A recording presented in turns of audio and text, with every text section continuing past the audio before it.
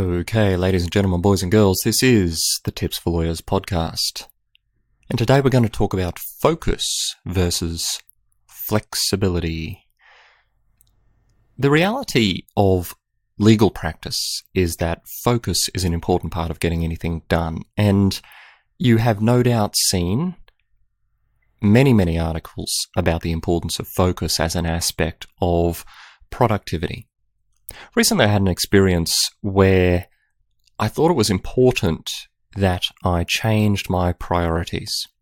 The experience in question was that my kids and wife all got sick, and I needed to throw my list of things that I was going to do in the bin and attend to some other things like making chicken soup and generally keeping the house running. And that was the right decision. It's the right decision because of the concept of generous productivity that I've spoken about before, but in particular because my priorities needed to change.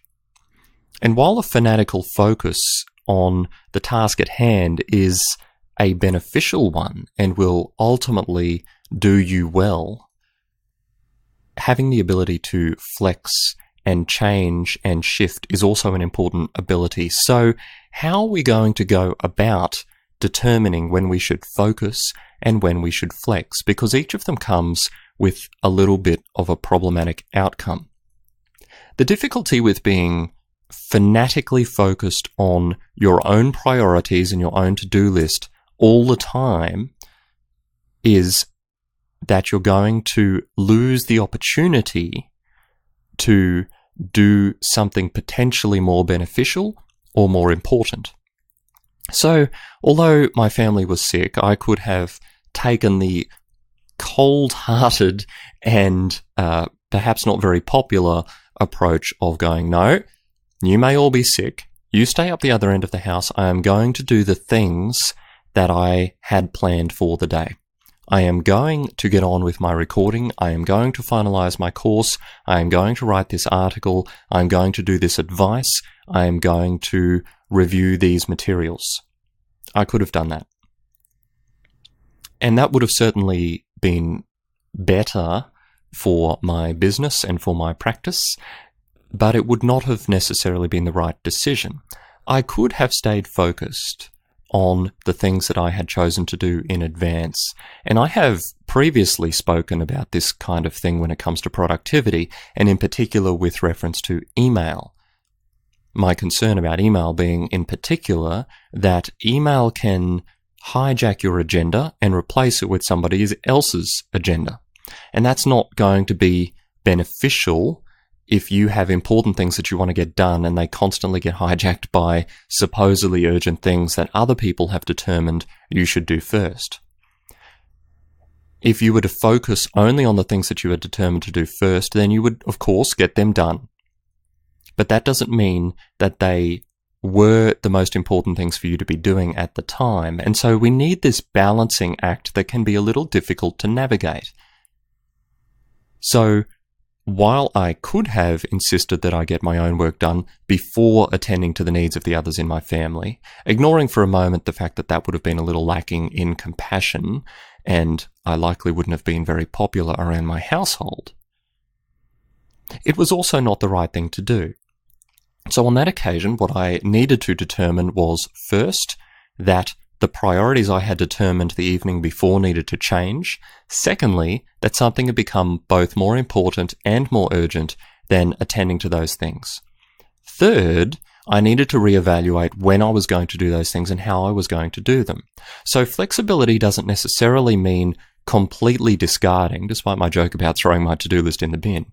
Flexibility doesn't mean completely discarding your agenda. Flexibility means reevaluating your agenda. I then focused upon my new priorities. I focused upon looking after the family, I focused upon running the household, and I focused upon getting things done.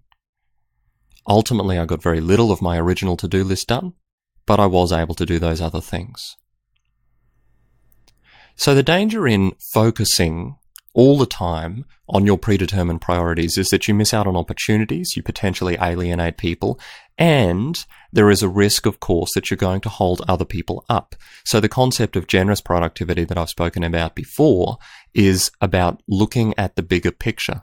What is the bigger picture in terms of your ability to get things done, and in terms of whether you focusing on your priorities is in fact stifling the abilities of others, and considering that from a bigger picture leverage and ultimate productivity point of view rather than a personal productivity point of view.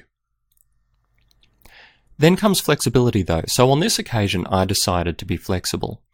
And I decided that was in the best interests of myself, my family, and the things that I consider to be important in my life. The danger, though, in being permanently flexible and declining to focus is that, of course, your agenda will be permanently hijacked. I said before that you are reevaluating your priorities. You're not discarding them entirely. If you allow your agenda to be consistently hijacked and forever hijacked, no matter what is happening, then you run the risk that you're never going to get your own to-do list done. The result is that although you may have set goals in an appropriate fashion, and we'll come back to that another time, it doesn't necessarily mean that you are ever going to get back to them. Your goals will become aspirations, your aspirations will become dreams, and your dreams will become regrets that you never got them done. And so what we have to do is we need to consider whether it is appropriate and beneficial to flex in any given scenario, but also to reclaim the priorities that we thought we had before. Otherwise, our goals will never happen. The other danger of flexibility is, of course, that it can cause a little bit of bitterness. And if you lose enough control over determining your agenda in your life, then you are going to start to feel a bit bitter towards the people who are the most common causes of that occurring, aren't you? Consider it. If you have your plans when you get home or on the weekends, and every single weekend for 3 years straight, you allow someone else to get in the way of what you want to do, whether it's kids' sport or family activities or other things that are inherently beneficial and good, if they constantly stop you from achieving the things that you consider to be important, then you're going to start to feel resentful and bitter. And that's ultimately not going to be very beneficial for your personal relationships, and it's not going to be very beneficial for your accomplishment. So how are we going to then balance these things out? When something seeks to intrude upon your agenda, I think the first thing you need to do is think, where does this fit? Assume, for the sake of argument, that it's something that needs to go into your agenda somewhere. Where does this fit? Is it something I have to do now? That is, how urgent is it? Can I get something on my list done before I have to attend to that thing? How important is it in the overall scheme of things? If it is not urgent, is it so important that I ought to attend to it rather than leave it to one side? Is it something I can ask someone else to do? In professional circles, you might have opportunities to have someone else progress a thing while you continue to focus on your chosen to-do list. If it's something you must do yourself, when are you going to do it? How are you going to do it? And how much time is it going to take?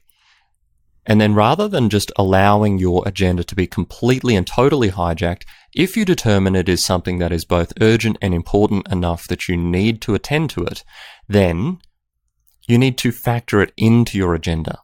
What we have a tendency to do when stuff like this happens is to let our agenda be replaced entirely, whereas what you should be doing is factoring it in. Add it into the mix.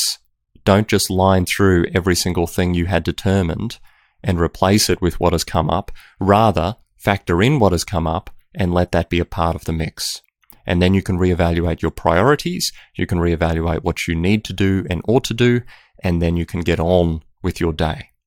So, focus versus flexibility, they seem to be at odds with each other, and sometimes they can be, but take it in your stride. These things will happen, especially if you have kids or you work with any other people. And ultimately, you will be able to get as much done as you can in a day, and then set up again for the next day. Rinse and repeat, and you'll get used to it very quickly. That's all I had for today. If you're enjoying this podcast, if you have enjoyed this podcast and you have not subscribed or left a review, then please do so. tipsforlawyers.com/iTunes will take you to the right place in iTunes. I look forward to hearing from you, seeing your reviews, and I will be back with the next episode before you know it.